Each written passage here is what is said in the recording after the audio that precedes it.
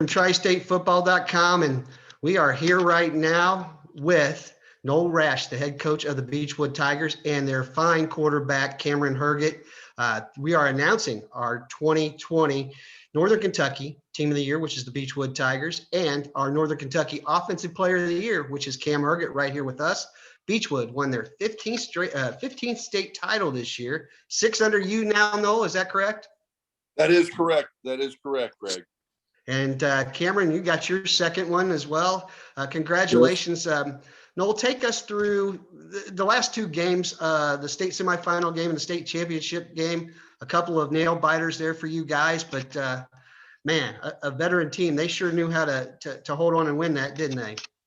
Yeah, there's a lot of things that figure into that, Greg, but you got to go back to just simply staying healthy, right? Some good fortune in our players staying healthy, not having a lot of injuries and bugaboos to deal with at the end of the year. We lost one of our starting linemen early, but those last two games, Greg, really came down competitive spirit, that wanting to win or not, or just fighting not to never lose, however you want to put it. But and it really showed up with the guy that's on the screen with us here with our quarterback. But it was everybody.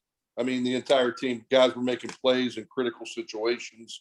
When it became critical, we made plays in those last two games, and that's one of the things you have to do in order to be where we're at tonight. So, but it's the players. I mean, my coaching staff did one heck of a job, Greg. I mean, they're second to nobody.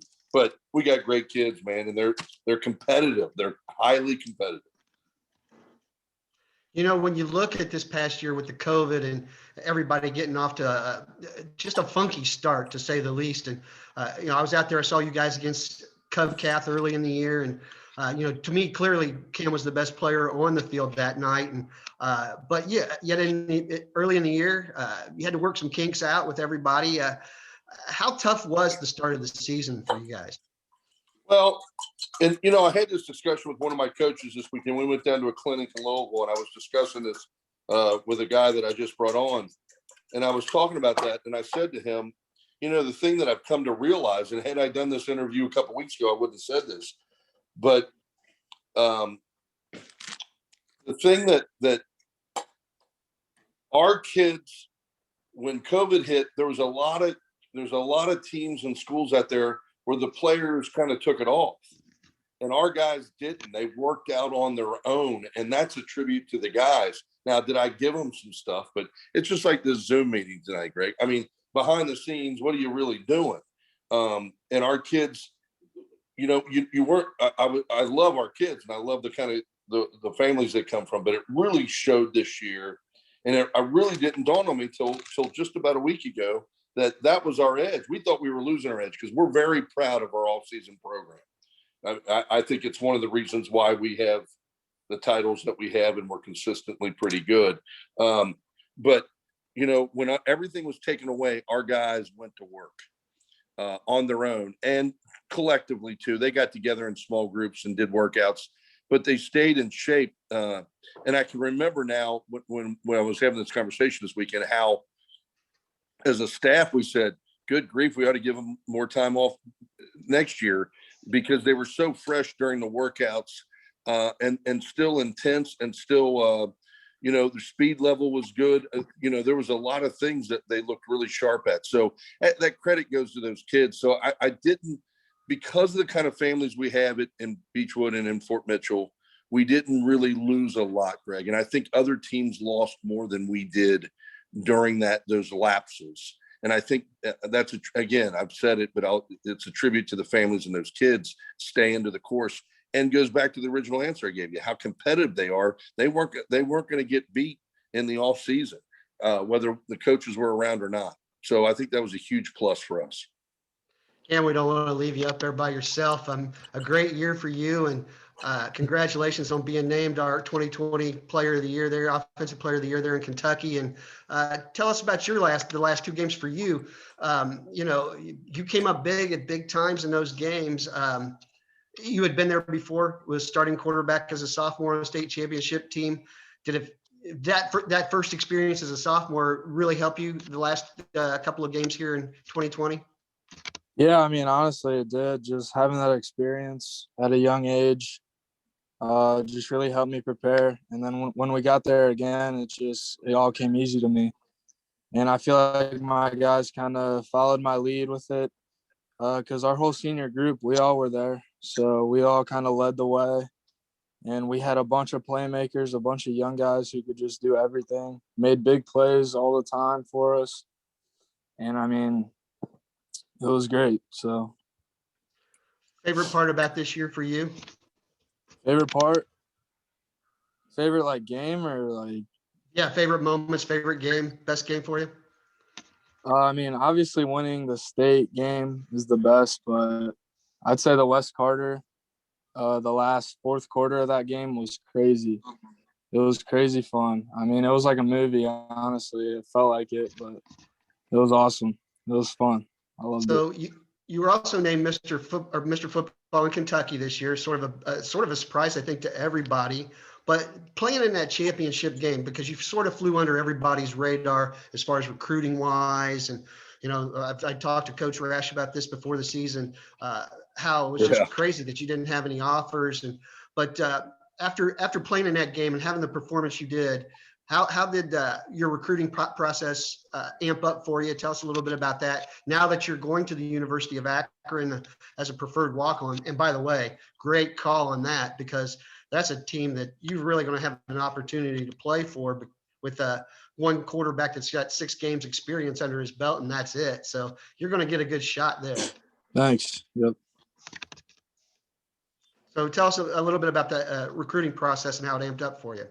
Yeah. So, I mean, this year, just because of COVID, it really didn't do anything, honestly.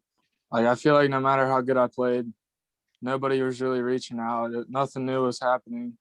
And I mean, it's understandable because, like, I understand why. And I know, like, really no colleges had any spots or scholarships to offer me. A bunch of them told me that they would.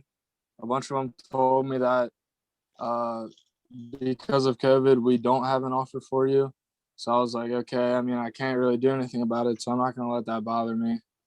And then after the season, Akron kind of gave me that preferred walk on, and I was like, this is the best thing I can do. This is the best opportunity I'm going to get. So I kind of took it, and I'm going to make the most of it for sure. So. Story program like Beechwood, you're going to go down in history. One of those guys that's got 2 state championship rings.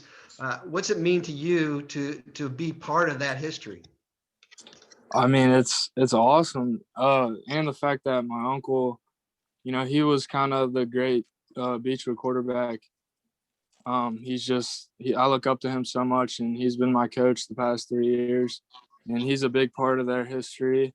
And the fact that I'm able to be to join along it's incredible.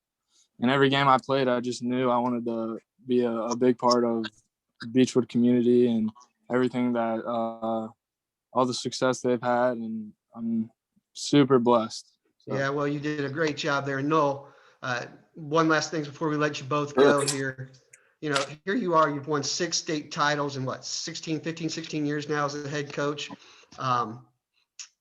Beechwood to you. You've had, I'm sure you've had opportunities or people have called you to go other places. You built this great little place there in Fort Mitchell. Why is this place so special to you, and you're staying there? Well, I'll correct you on one thing, Greg. I didn't build it. It was great before I got there. And we were in a little bit of we weren't even in a downturn. I took over in 06.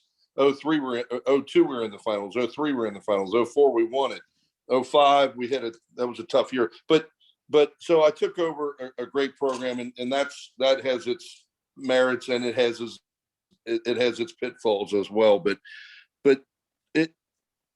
there's so many things to it, Greg. I've been blessed to be around some really good programs, obviously Archbishop Muller and things like that. There's nothing like the place.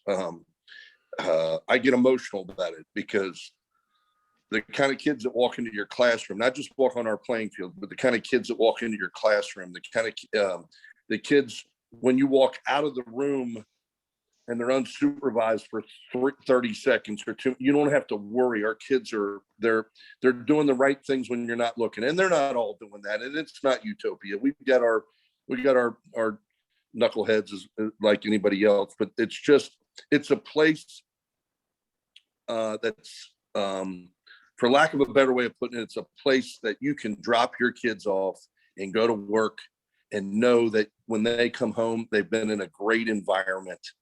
And you can worry about work. You can take on, adults can take on things, and to have that kind of atmosphere there is a tribute to the families, the faculty and staffs that have come before us, and the people that are there now. But ultimately, it's our families and our kids. They want excellence, and they strive for it, and they take accountability for the excellence instead of just blaming.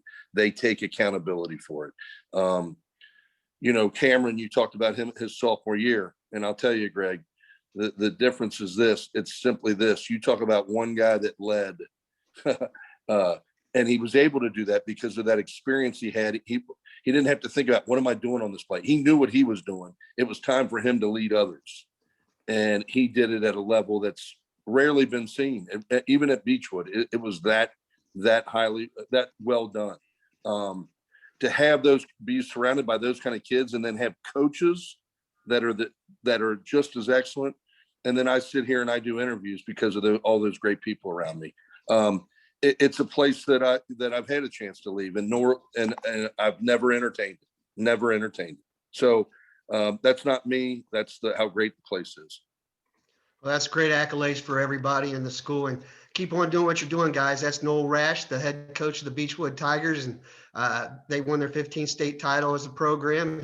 I'm six under him, and they are our 2020 TriStateFootball Northern Kentucky Team of the Year. And again, thank you, Cameron Hergott, our 2020 Northern Kentucky Offensive Player of the Year. He's on his way to Akron, and will be well missed over there in Fort Mitchell. That's for sure. Congratulations, guys. Greg, thank you. And thank you for Tri-State Football. You guys are awesome. All right. Thank you, guys. Have a good night. Enjoy your dinners.